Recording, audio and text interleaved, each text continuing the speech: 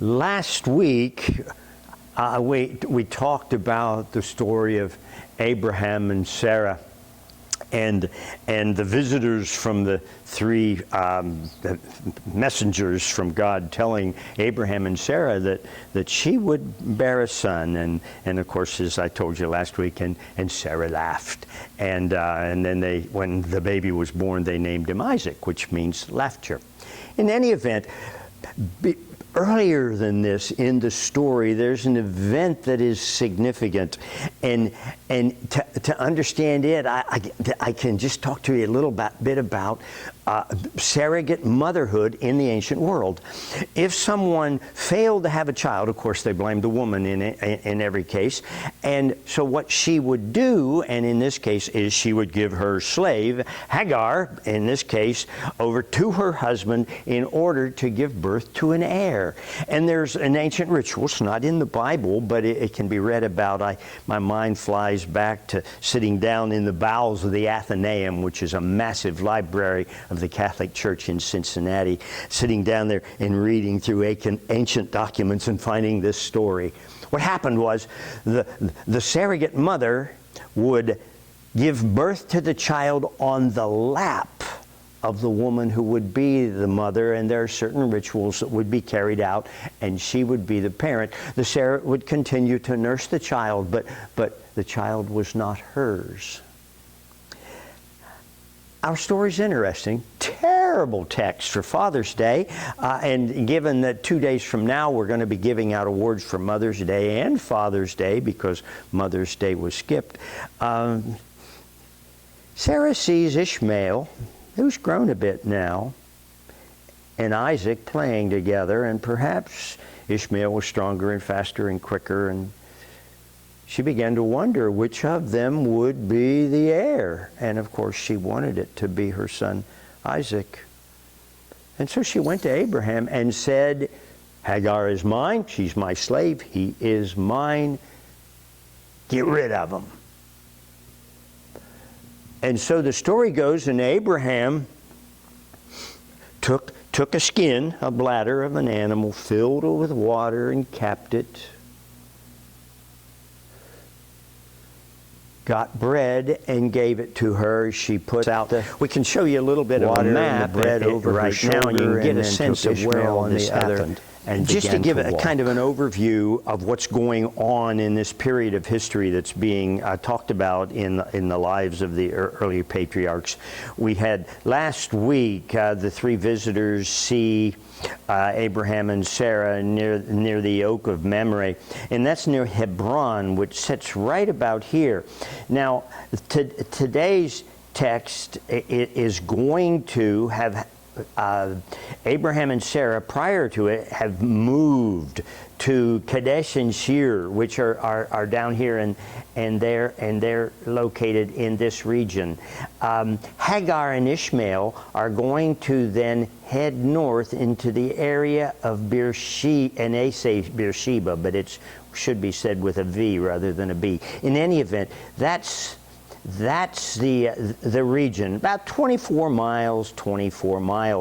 The coastline then goes from this hill area off to this direction, and this way the desert gets even worse. In any event, so I'm going to be talking about that as we move through this, and it gives you just a sense. Rainfall is fairly strong, a little weaker, and then really drops off in this desert area.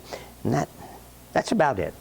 So Hagar is in down near Beersheba in the Negev desert, and if you saw that coastal region off to the west, it gets greener and greener as the rainfall is better.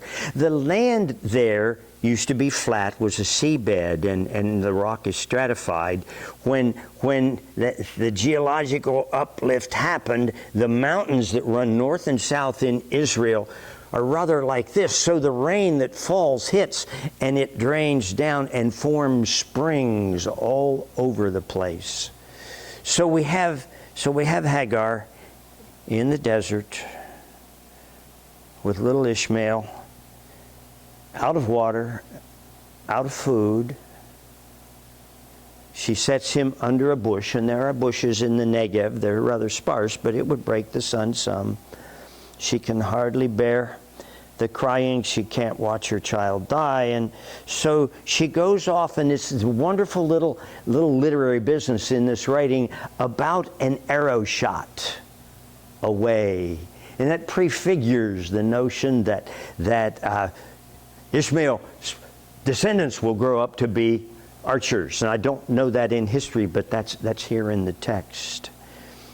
It's also, another little aside would be that Ishmael is going to father the Arabic peoples, and they will be Bedouins and caravanners and travelers who live in desert regions and survive quite nicely.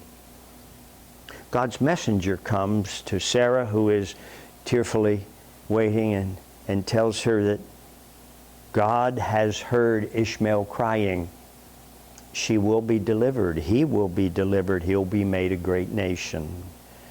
Now get yourself up and travel. My guess is she traveled west, and moving west, she finally would come on a spring. Scripture calls it a well. And of course, what you would do in those times is you would dig down into the limestone and form a basin so that there would water. And she refilled her skin, and they survived and become a great nation.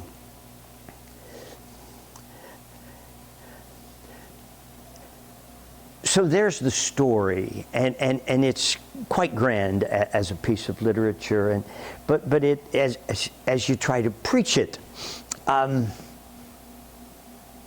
might makes right. Sarah is the wife. Hagar is concubine. She's not. So you just dispense with her. History is pockmarked with things that are unjust. They're in our age, with our temperament, there might be no, well, we need to just write that part of the story out. Find any mosaic or statue of Abraham, which there won't be many because of the graven image issue, and get rid of it. Blot it out of the history book. We're living in a time of rather striking injustice, anger, destruction of property, people dying of disease. It's just quite a mess, and we have this hang in there thing. And what's really